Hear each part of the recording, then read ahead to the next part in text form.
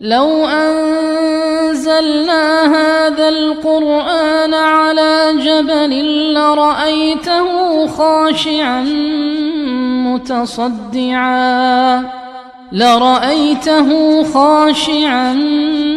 متصدعا من خشية الله. الحمد لله الذي أنزل القرآن مبينا وتبيانا لكل شيء وأرسل محمدا صلى الله عليه وآله وسلم مبشرا ونذيرا وداعيا إلى الله بإذنه وسراجا منيرا وصل على محمد وعلى آله وأصحابه أجمعين.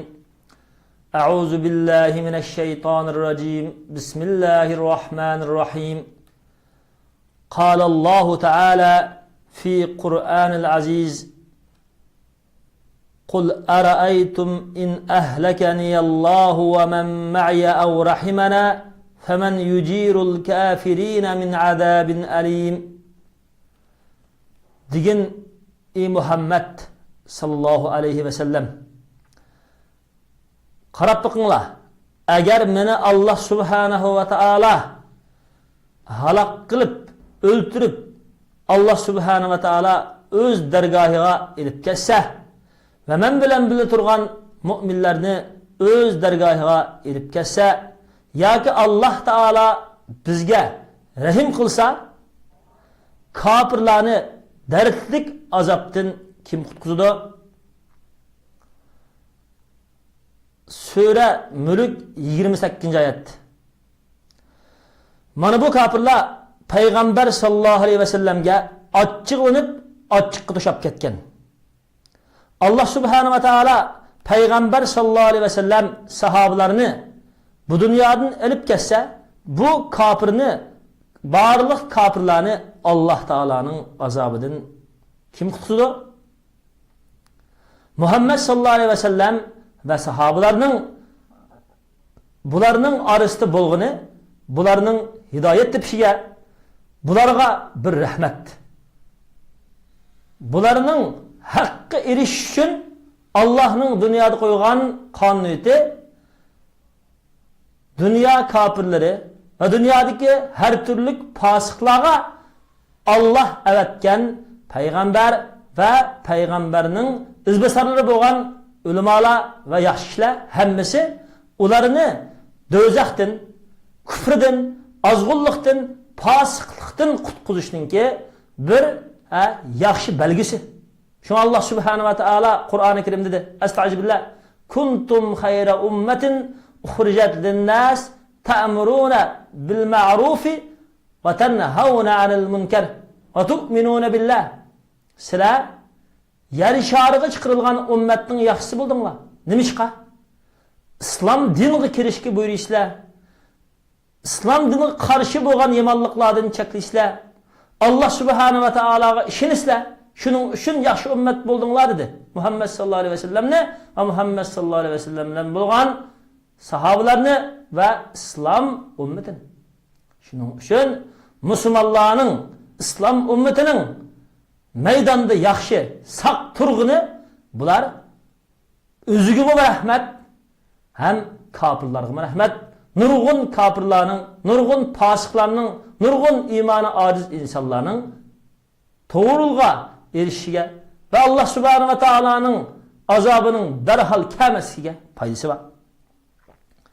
Bu kafirlar qarta şundak bir ogohlantirish ki, sizlar kafirlar Payg'ambar alayhissalatu vassalam ve sahabalarga halak bo'lishi, ölümünü kutib, ularga baho berish, ularning ishi bilan qilishni tashlabsizlar, avval o'zingning jinoyatini, o'zingninki nima azab, nima xafalikqa kelayotganligini bilishing kerak. Chunki sizlarning Muhammad sallallohu alayhi vasallam bilan birga bo'lganlarga qilayotgan üç adavatыңlar burundan tatib bor. Shuning uchun Allah subhanahu wa ta'ala ayni oyatda dediki: Estağfirullah ve iz yemkuru bikellezine kafaru liyuthbituka aw yaqtuluka. Sura Anfal 40. oyatda o'z vaqtida mikr qilidir. Suyi qasd yamonlik qiladi, sana kafir bo'lgan kishilar seni hafs qilish yoki seni o'ldirish uchun deb Alloh subhanahu va taolo Anfal surasida shunday degan. Demak, bu kafirlar Muhammad sallallohu alayhi va sallamni o'ldirishni, Muhammad sallallohu alayhi va sallamni halok qilishni maqsad qilgan. Lekin Alloh subhanahu va taolo Muhammad sallallohu alayhi va sallamga haq hidoyatni yetkazish va musulmon ummatini to'g'ri boshlash, qiyomat ishtiradigan barliq xalqlarni islom din bilan iltifot qilib, ularni islom dinning nurliq chiroqlari bilan haqqa, kufr zulmatlardan chiqarish uchun Alloh subhanahu va taolo Muhammad sallallohu alayhi va sallamga tushirgan islom dinini to'liq qilib bergan. Allah Taala Qur'oni Karimda qandak astag'firullah al-yawma akmaltu lakum dinakum va atmamtu alaykum ni'mati va raditu lakumul islam dinan. Sizlarga islom dinini to'liq qilib berdim. Sizlarga islom dinini komil qilib berdim. Sizlarga islom dinga din bo'lishga rozi bo'ldim deb Alloh subhanahu va taolo mush islom dinini to'liq bu kafirlarning o'chkirishiga qaramay islom dinini to'liq kamal bilan kamolatga yetkazib bergan. Alloh subhanahu va taolo shunga payg'ambar sallallohu alayhi vasallamga Qur'oni Karimda islom dinini kamolatga yetkazib bo'lgandan keyin Nasr surasida va ra'aytan nasa yadkhuluna fi dinillahi afwaja. Ey Muhammad alayhisalom, sen insonlarni Allohning diniga guruhlar bo'lib kirganini ko'rsan deb Muhammad sallallohu alayhi vasallamningki islom dinini yetkazishda to'liq yetkazganligi va islom dinini yetkazgan mushu vazifasi ado bo'lgan haqida nurg'un insonlarningki islomga guruh-guruhlab kiradiganligi iborat. Mushu g'albini Muhammad sallallohu alayhi vasallamga alohida Alloh Qur'oni Karimni keltirish orqali Muhammad sallallohu alayhi vasallamning ham bu dunyodan oxiratga safar qilish, Allohning dargohiga safar qilishdan iborat, Rafiqul a'loga ketishdan iborat bo'lgan bir ko'rinishini Alloh bizga bergan. Demak, zolim kofirlarning islom diniga bo'lgan suiqasdi, Muhammad sallallohu alayhi vasallamga bo'lgan suiqasdi va musulmonlar Muhammad alayhisalom bilan bo'lgan mu'minlarningki dunyodan yo'qolishdan iborat bo'lgan har xil suiqasdi Muhammad alayhisalom va sahobalarni yo'qtalmagan, balki islom dinining g'albisidan oyoqlashgan. Shuning uchun Alloh subhanahu va taolo Sharq Turkiston zaminida inshaalloh kam fi'atin qalila g'alabat fi'atan kasira degan oyatning hukmi bilan nurg'un oz iymonli guruh va nurg'un o'zi soni ko'p kofir guruh ustidan g'alaba qozonadi degan mush oyatning hukmi bilan Alloh subhanahu va taolo bizga cho'qim g'alabini ato qiladi.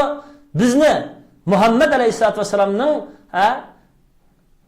sunnatlari, Muhammad alayhisolamga tushilgan haqni yo'qotish uchun tirishchanlik qilgan shu Xitoydan iborat bo'lgan bizning dushmanimizni va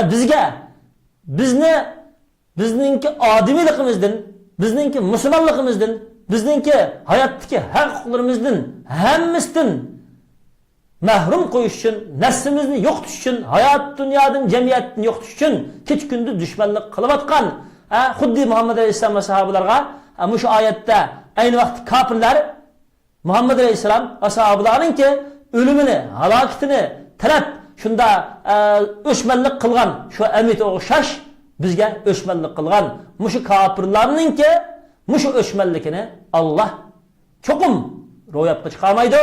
Balki Alloh subhanahu va taolo Muhammad alayhisalom va sahobalarni g'albiga erishtirgandek shu Makkani fath qilib islomni guruh bilan atrofga tarqalishga Alloh shundoq muvaffaqiyat qilgandek yangidan guruh musulmonlarningki islomga kirgandek Sharq Turkiston zaminidami nurg'ulg'an mustabidlikka uchragan musulmonlar zaminidami islom erkin keng ko'lamda islom ichiga kirish, islom talablari va islom farzlari erkin qilinish shundoq amriy g'albining cho'qim kelishi bu bizga aniq Alloh subhanahu va taoloninki va'dasi. Cho'qim biz haq yo'lda mustahkam tursak, haq bilan bo'lsak, Muhammad alayhisalom va sahobalar erishgan mush g'albiga erishimiz kofirlarning bizni kutgan yomonligi qat'iy ro'yobga chiqmaydi.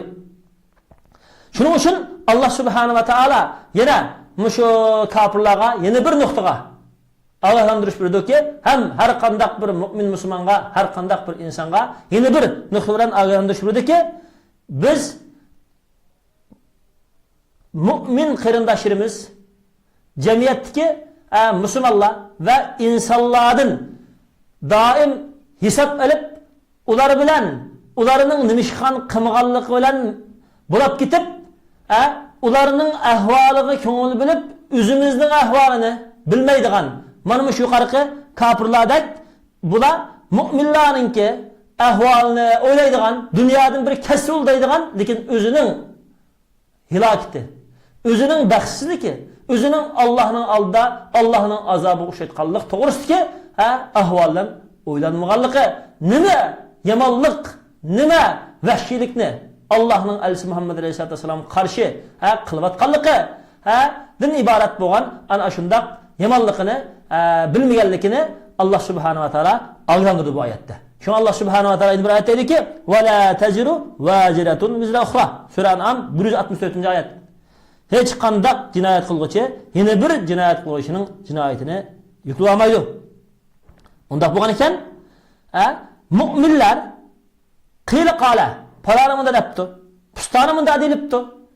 Degandek har turli torbatlari, internetlar, xalqaro medialarda so'zlangan quruq tuhmat, quruq gaplarni ko'p izdashdan o'zini saqlashi, vaqtlarini Alloh rozi bo'ladigan yaxshi ishlarda o'tkazishi, o'zi va o'zining xalqi musulmon xalqninki musulmon ummatining qanday qilsa g'alabaga erishish, qanday qilsa yaxshi yo'l topish, ishni hal qilish, hozirgi zulmdan, xafalikdan chiqishning yo'li qanday degan yerini qat'iy izlanishga ahamiyat berishi lozimligini mush oyat alohida ogohlantirdi. Chunki Alloh subhanahu va taoloning bir oyati ediki: "Va kafa bi robbika bi zunubi ibadihi khabiran basira." Sura Isro 7-oyat. Sening Parvardigoring bandalarining gunohlariga o'zi yetarlik bo'ldi. Parvardigoring bandalarining gunohlaridan xabardor bo'lguchi, ko'rib turish edi. Demak, insonlarning, musulmonlar jamiyatining har bir xatoliqidan Alloh o'zi xabardor bo'lib turdi. Har bir yaxshiligiga Alloh o'zi mukofot berdi. Bizning ishimiz nima desa, bizning ishimiz har qanday bir musulmonning jamiyatning aybini va oningki xatoligini maydonga chiqarish uchun tirishchanlik qilishdan bakroq, balki o'zimizning aybini isloh qilish, jamiyatning biz bilgan ayblarini tuzishga ahamiyat berish, yuragimizni iymon bilan obod qilish, Alloh subhanahu va taolo bilan bo'lgan aloqamizni yaxshilash, muhim bo'lmagan ishlardan yuz o'rib o'zimiz va xalqimiz va jamiyatni isloh qiladigan ishlarga amaliy harakat qilishimiz bu bizning vazifamiz. Shu Alloh subhanahu va taolo deyki: "Qulillahu summa darhum fi khawdihim yal'abun." Sura An'am 91-oyat. Degin, Alloh degin. Ondan o kofirlarni tashlab qo'ygan, o kofirlar o'zining kufri, bilimsizlik, nadonlikqa cho'mishida o'ynab, bir ish qilib yuriydi. Deb Alloh subhanahu va taolo biz mu'min musulmonlarni Muhammad sallallohu alayhi vasallam rahbarligida haqni o'zimizda jamiyatda maydonga keltirishga tirishchanlik qilishimizning lozim ekanligini, biz jamiyatdan baho berish va jamiyatga qarta har turli hukm chiqarish bilan mashg'ul bo'lib ketib, o'zimizningki jamiyat qiladigan haslarimizni unutib qolmasligimizni mush oyat bizga alohida ogohlantirdi. İbn Habbonning Sahihida Abu Hurayra radhiyallohu anhu rivoyat qilgan bir hadisda Payg'ambar sallallohu alayhi vasallam naq degan: "Inna min husni islamil mar'i tarkuhu ma la ya'ni." Musulmonning, har qanday bir musulmon insonning yaxshi musulmon bo'lganligining, go'zal islom ishi turganligining alomatidan uning tashib etishi muhim bo'lmagan ishlarni. Shunga bizningki jamiyatga doim hukm chiqarib, jamiyat a'zolari musulmonlarga qarta ularni har turli guruh jamiyatlarga bilib, musulmonlar orasida bo'lgunchilik paydo qiladigan muhim bo'lmagan, balki Allohning oldiga borgan vaqtida biz hisob turib qoladigan mundaq ishlardan biz ozgina bo'lsa-mu o'zimiz va jamiyatimizni isloh qiladigan, has qiladigan, yaqinlashtiradigan, birlashtiradigan, kelgusi yaxshi natijalik ishlarni bayonga keltiradigan, o'zaro birsi-birsimizga haqiqiy turtki bo'ladigan ish qilishimiz kerak. Islohchi bo'lishimiz kerak. Shunga Alloh taolo Qur'oni Karimda zarra ig'ishliq yaxshilikni qilgan odam uni kirdi, zarra ig'ishliq yomonlikni qilgan odammi u qilgan yomonlikning jazosini tortadi degan. Shunga kichkina bo'lsa-mu yaxshi amal qilishga tirishchanlik qilish bizning mas'uliyatimiz. Demak, eng muhim ish biz o'zimizning ravus bo'lishini maydonga keltirishimiz kerak. Biz avvalan o'zimiz komil bir mu'min inson bo'lishimiz kerak. İnsan dastlabda tug'ilgan vaqtida atrofdagilar xush bo'ladi. İnsan vafot bo'lgan vaqtida atrofdagilar yig'laydi. İnsan dastlabda tug'ilgan vaqtida o'zi yig'lab tug'iladi va dunyodan ketgan vaqtida dafnlanib turib dunyodan ketadi. Undaq bo'lgan ekan biz bu dunyodan hamini Allah subhanahu va taolo oldiga hammamiz ketib ekanmiz. Her qandaq atrofimizda turayotgan barliq insonlarning hammasining bizni alqishishi bizni Allohning oldiga borishdan to'sab qila olmaydi ekan. Undaq bo'lsa, har birsimiz haqiqiy yaxshi, yaramliq odam, komil bir inson bo'laman deydi ekanmiz. Oxiratda mangulik kuladigan, Allohni rozi qiladigan, Allohni xushal qiladigan, bizmi Allohdan xushal bo'ladigan yaxshi ishlarni, yaxshi islohotlarni maydonga keltirishga tirishchilik qilaylik. Atrofimiz jamiyatdagilarni har turli buhtonlar bilan yoki rost bo'lsa-mu, ularning ishi bilan kashil bo'lib, o'zimizning mas'uliyatini ado qila olmaydigan mas'uliyatsizlardan bo'lib qolmaydi. Shunga payg'ambar sollallohu alayhi vasallam alohida biz musulmonlarni va la tajassasu jasliq qilmanglar. Ba'zinglarning g'aybetini qilmasin. Birsi-birsinlarning go'shini yeyishni, o'lik go'shini yeyishni yaxshi ko'ramsizlar. Buni birsi-birsinlarning o'lik go'shini yeyishni yaxshi ko'rmaysizlar. Undaq bo'lgan ekan, sizlarning birsi-birsinlarning g'aybatinglarni qilgani uning o'lik go'shini yegan bilan tang harom. Undaq bo'lgan ekan, birsi-birsinlarning g'aybetini qilmanglar deb Alloh subhanahu va taolo bizni mush g'aybat qilishdan to'sashlikka asos sabab nima uchun desa, bizningki islohotga bek ahamiyat berishimiz, birsi-birsimizga dushmanchi bo'lib qolmasligimiz, birsi-birsimizga yariyatli bo'lishimizga alohida ahamiyat berganlikdan. Shunga Alloh Qur'oni Karimda innamal mu'minuna ikhfa. Rasululloh mu'minlar bir-biriga har bir ishda yordam qo'lini sunadigan mu'min qarindoshdir degan. Qala Alloh subhanahu va taala asta'jizu billah bismillah Qul huvar rahmanu amanna bihi va alayhi tawakkalna fasata'lamuna man huwa fi dalalin mubin. Sura Mulk 29-oyat degan Muhammad alayhissalatu vassalam. O Allah hammaga rahim qiladigan rahmandir. Biz o Allohga ishondik. O Allohga haqiqiy o'zimizni bag'ishlab tavakkul qildik. Yaqinda pat fursatda bilib qolsizlar, kimning ochiq ozg'unda ekanligini danglar deb Alloh subhanahu va taolo Muhammad alayhisalom va Muhammad alayhisalom bilan birga turgan sahobalarga mana shunday javob berishga buyurdi. Ya'ni biz Alloh subhanahu va taoloning borligiga ishondik. Alloh subhanahu va taoloning Rahmon, Rahim, G'affor, Vadud, Vali degan go'zal ismlarga ishondik. Ya'ni ana shu ilgari o'tib ketgan qavm ichida Musa alayhisalatu vasallam va Musa alayhisalatu vasallamning qavmidek Alloh taoloning vali sifatiga ishonib Alloh bizga ega bo'ladi deb Allohga ishonib minib Fir'aun halok bo'lib Muhammad alayhisalom va sahobalar ayni vaqtdagi Musa alayhisalatu vasallam va Musa alayhisalatu vasallamning agashishida mu'minlar g'alaba qozonganga o'xshash bizmi Alloh subhanahu va taoloninki g'albisiga erishimiz deb bo'lib shunday takrorlanglar. Biz Alloh subhanahu va taoloning ulug' sifatlarga ishondik.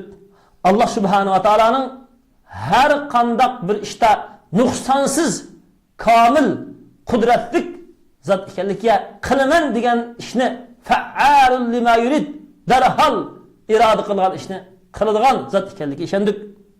Alloh subhanahu va taolaning bir hech qanday sherik yo'q ekanligiga ishondik.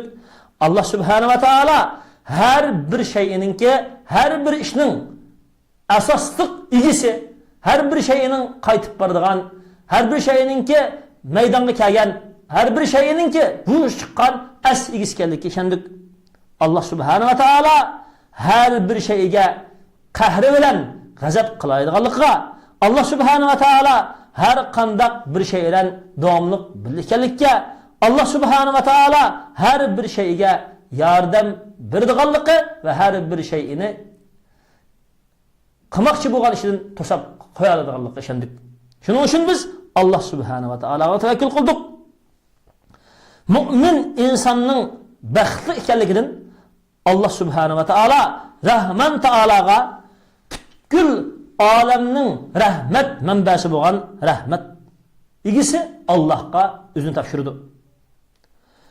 Bir Allohga ishonuvchi mu'min Allohga o'zini topshirib, Allohga tayangan bo'lsa, eng kuchli zot hamma şeyi qo'lida bor ulug' Allohga tavakkul qilgan bo'ldi. Demak, mu'min Allohga tavakkul qilganligidan ko'ngli haqiqiy orom topadi. Ammo mu'minlar ba'zi azg'un Yahud xristianlarningki rohiblari qilgandek tavakkulchi bo'lmaydi. Tavakkulchi bo'ladi, tavakkulchi bo'lmaydi. Tavakkul bilan tavakkulning farqi bor. Tavakkul degan qalbi va qilgan har bir ishi Alloh bilan bog'lanadi. Alloh uningga bergan har bir iqtidor, aql, qo'l va sabab ishlarini joyida qiladi. Tavakkulchi degan Allohga qalbidan bog'lanmaydi. Ammo o'zining hayotini og'izda Allohga tavakkul qildim deb da'vo qilish orqali Allohga va Alloh ko'rsatgan yo'lga o'zini topshirmay, balki qilgan ishini tashib o'tib o'zini yo'landirib oladi. O'zini faqat tavakkul chiqib qo'ydiki, mas'uliyatini tashivatgan, o'zini mo tashivatgan ho'run qilib qo'ydi. Shuning uchun islom din mana shunday ho'runlik bo'lgan, atalmış o'zini tavakkulchi deb atagan, lekin haqiqiy tavakkulning yo'li bilan o'z mas'uliyatini ado qilmaydigan, shunday mas'uliyatini tashivatishlarni cheklaydi. Shunga payg'ambar sollallohu alayhi vasallam Allohumma inni a'udhu bika minal jubni val bukhli val kasali. Men qo'rqinchoqlikdan, pislikdan, g'o'rlikdan Alloh bilan panoh so'rab, Allohga sig'inaman deb shunday degan. Demak, g'o'rlik bir eng cho'ng namratchilik. G'o'rlik eng cho'ng mag'lubiyat. G'o'rlik eng dunyodami, oxiratdami yomon ko'radigan, Allohning dinida aldamchilik qilgan xoin munofiqlarning sifati qiyinlashtiramiz. Shunga mu'min faqat g'o'rin bo'lib qolmaydi. Jamiyatda musulmonlarga kelgan har qanday bir qiyinchilik yoki namratchilik birinchi qilib o musulmonlarning Alloh yo'lida Alloh bergan ixtisosni chiqim qilganlikdan, qo'lida borni Alloh yo'lida chiqim qilib xayrivat qilganlik tufaylidan qo'lida azroq bo'lsa-mu ashunga qanoat qilganlikdan shakldagi ba'zi insonlar bularni namratgan deb qarab qolgan asosdan namrat bo'lishi mumkin yoki o faqat ishligini unamay, tirishchanlik qilg'ini unamay namrat bo'lishi mumkin. Tirishchanlik qilg'ili, ishligini unamay namrat bo'lib qolgan mundaq namrat islomda mo'tabar namrat emas. Balki namratlik siniqdan o'tamagan namrat. Yana birisi o ishlidi, tirishchanlik qildi. Alloh uningga o'zguchlik rizqini tarqib berdi. Balkim buning rizqining tar bo'lganligi bu Alloh subhanahu va taolaning buning qarta bir siniq bo'lishi mumkin. Chunki ba'zi insonlarga ko'p ixtisot bilan oldinib ketadigan, ko'p ixtisot bilan xatolikqa tushib qoladigan. Şunun için Allah Subhanahu wa ta'ala insanların ba'sini rizqni kang qilib sinaydi, ba'sini rizqni tar qilib sinaydi. Şuna Allah Subhanahu wa ta'ala Qur'oni Karimda astagfirullah va amma iza mabtalahu robbuhu bir insonni Parvardigori sinab ne'mat berib rizqini kang qilib qo'ysa, u mendan meni in'am berib Allah meni hurmatli qildi deb meni qadrlabdi deydi. Allah uningga rizqini tarqib qo'ysa, Allah meni xarlabdi deydi. Kalla hergiz undaq ish yo'q. Allah rizqini kang qilib bergini yo tarqib bergini, uni Allah Subhanahu wa ta'ala xarqanlik yoki qadrganlik emas, haqiqiy qadrlash uningga iymon berganlikda, uningga Allah rozi qildigan yaxshi fursatni berganlikda. Deb Allah Subhanahu wa ta'ala bizni mushu Allah mayli rizqimizni kang qilsin ya tarqib qo'ysin, har xil holatda Allohga shukr aytishimizning lozimligida, har bir sinovdan joy ishning lozimligini bildirgan. Demak, rizqimizningki bizga berilgan ne'mati Allah Subhanahu wa ta'ala bizga bergan ne'matni izlashdan burdi. Agar biz Allah Subhanahu wa ta'ala bergan ne'matni izlashga tirishchilik qilolmay, ho'runlik qilib turarsak, u vaqtda Allah bizni buyurgan yaxshi amalni qilmagan bo'lamiz.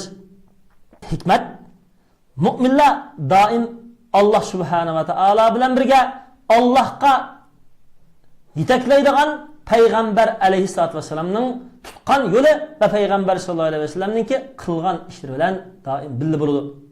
Shuna mu'minlarga Allah o'ziga bo'ladi.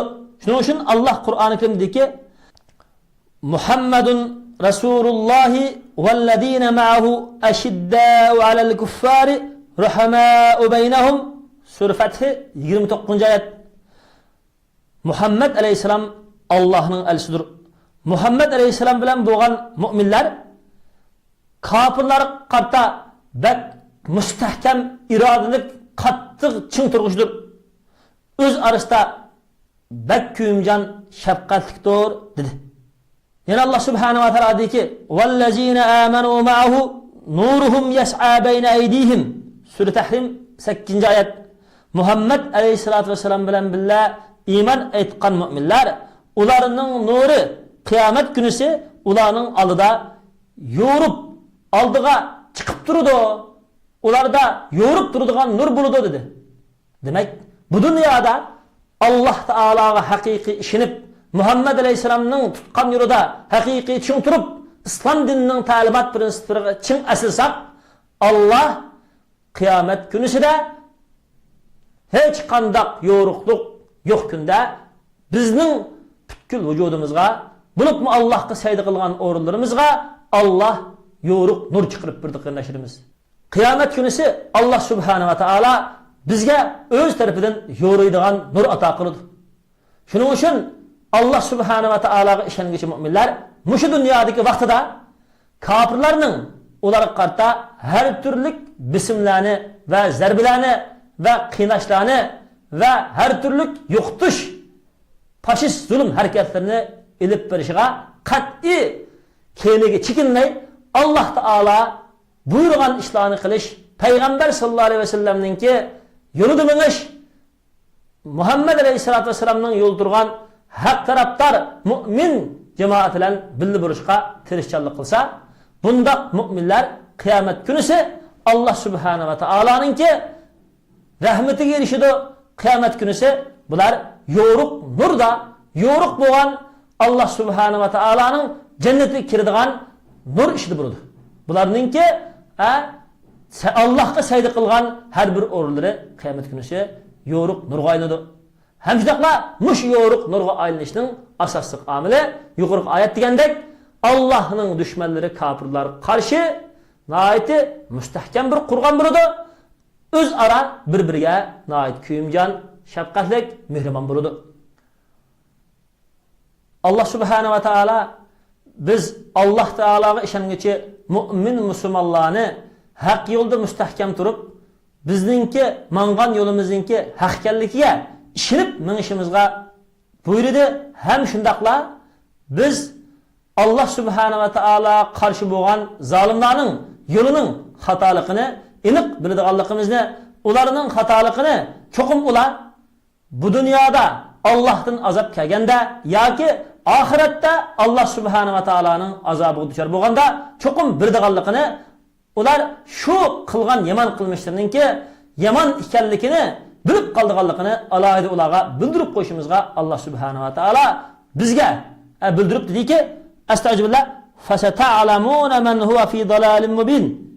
Yaqinda bilib qolasizlar kafirlar kimning ochiq oshkora ozg'un ekanligini bilib qolasizlar deb sura Mulkning 29-oyatining oxirisida barliq kafirlarni Xitoy kommunistlari barliq haq qayt qiladigan butparastlar, mushriklar, yahudlar, xristianlar, har qanday bir fosiqlar, har qanday dunyodagi kafirlar, butparastlar hammasini Alloh subhanahu va taolo alohida ag'lantirib, har birisi Alloh tarafiga hayotlik bavaqida qaytmasa, cho'qim Alloh subhanahu va taolo oldiga borgan vaqtida qiyomat kunisi o'zining aniq xato ish qilayotganligini bilib qolganligini Alloh alohida bildirdi.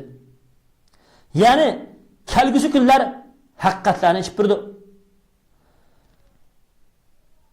Endi bir muhim bo'lgan nuqtani bilishimiz lozimki, doktorlik ilmi shuni açtiki, insonning badanida bakteriya qarshi bo'lgan bir ilmi bor.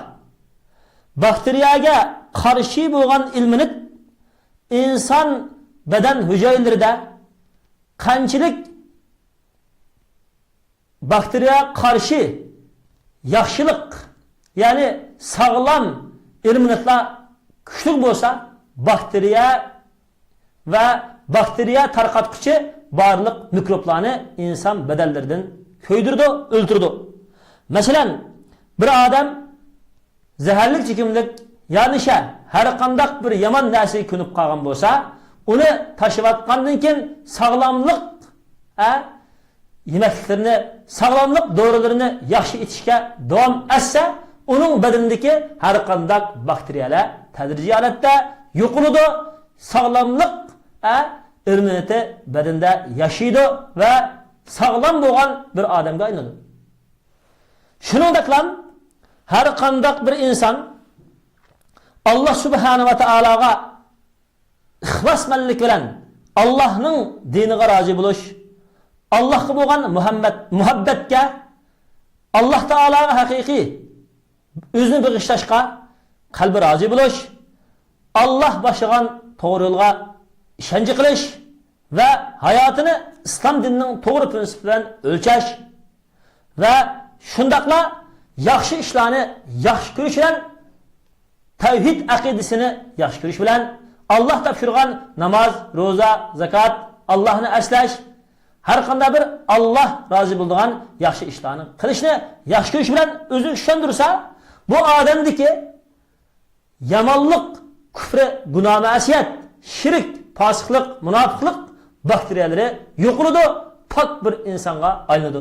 Xuddi Alloh Qur'oni Karim degandek, qad aflaha man zakkaha va qad khaba man dassaha. Qalbini poklab to'g'ri energiya bilan kuchlantirgan odam nijotlikka erishdi. Qalbini yomon, buzuq gunoh ma'siyat bilan bulg'ab, shahvatningki oldam xaltlari bilan qalbini bulg'an odam, o odamning qalbi xor bo'ldi. O odam yaxshi amallarni, yaxshi natijali ishlarni qilishdan o odamning qalbi ziyon tortdi dedi. Demak, Alloh subhanahu va taolo mana bu oyatda inson vujudini paklab turmasa, yaxshilikqa ko'ndirib turmasa, uning badani yomon bakteriyalar bilan qo'rshab ketganligi, agar o inson yaxshilik bilan davom etsa, uning badanini Alloh o'z yardım bilan paklaydiganligi va uningda yaxshilik energiyalari, yaxshilik kuch-quvvatlari doim o'sganligini bu oyat bizga alohida ogohlantirdi. İnsandaki en yomon bakteriya zodi qaysi desa, u bo'lsa-mu shirk, kufr.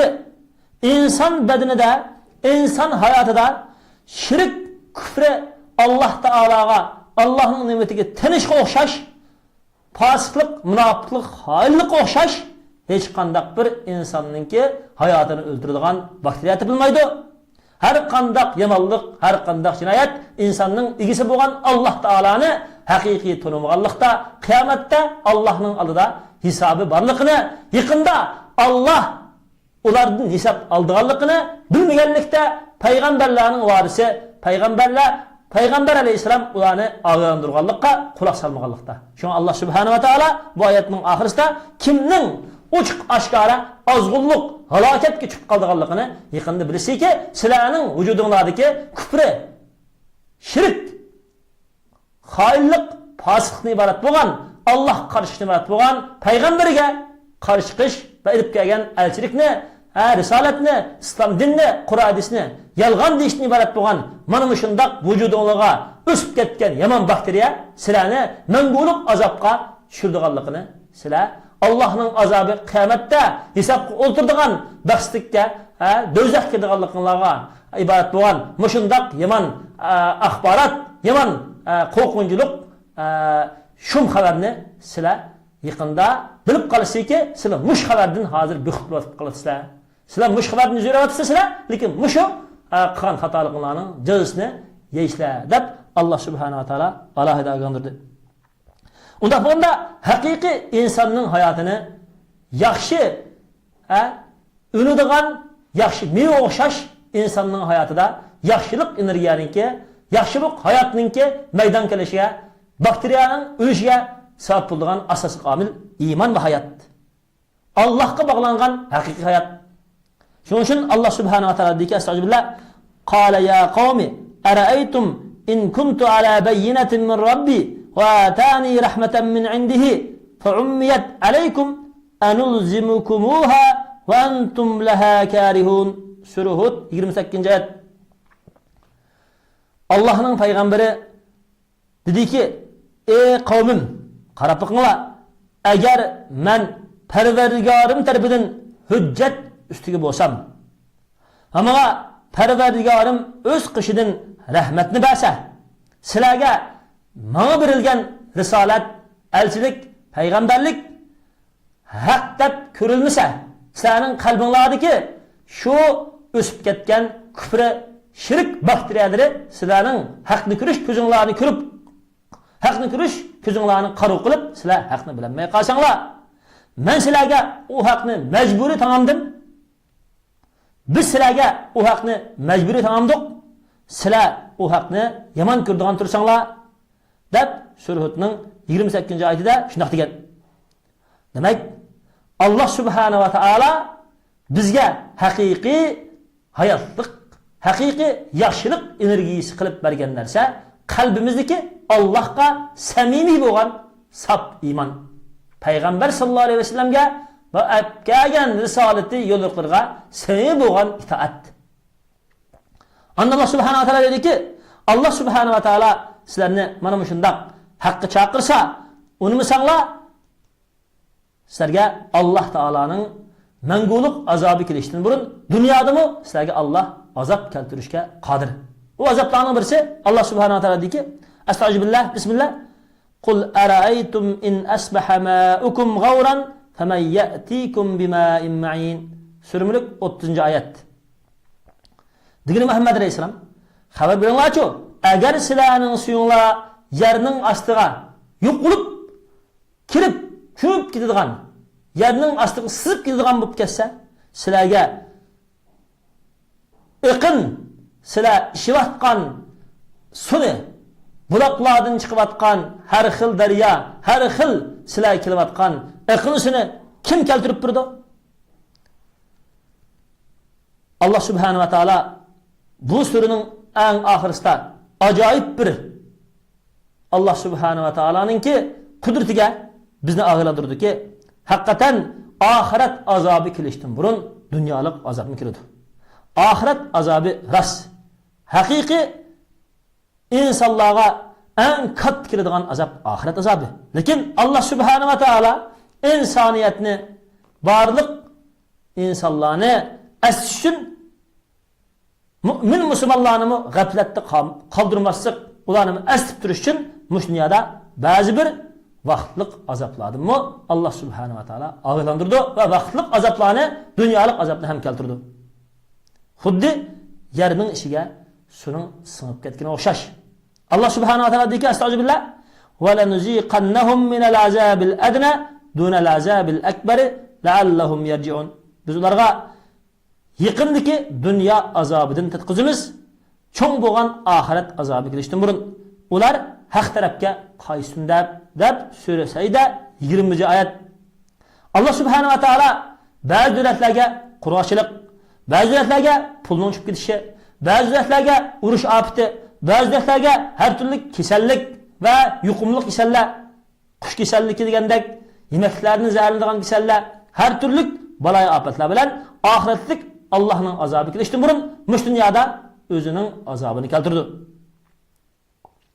Shuning uchun shu Allohning qurg'ochilik azoblarida nurg'un yurtlarda suv ofati, har turli balay ofatlarning bo'lishi bilan o'simliklar qurib ketadi, hayvonotlar o'lib ketadi, ocharchilik bo'ladi.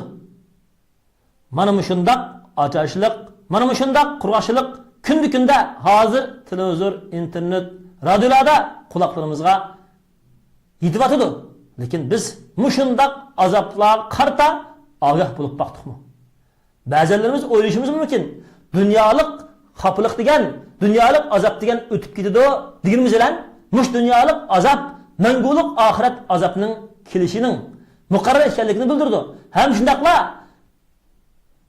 dunyolik ana shundaq umumyuzlik kelgan har turli balay ofat bo'lgan ocharchiliklar insonlarni birsi-birsidan qo'rqmaydigan, birsi-birsiga hayo qilmaydigan, Allohdan qo'rqib birsi-birsiga rahim qilmaydigan, birsi-birsini hurmatlaydigan, haromdan qo'rqmaydigan har turli yomon qilmishlarni qilishga ham zo'rlab qo'ydi.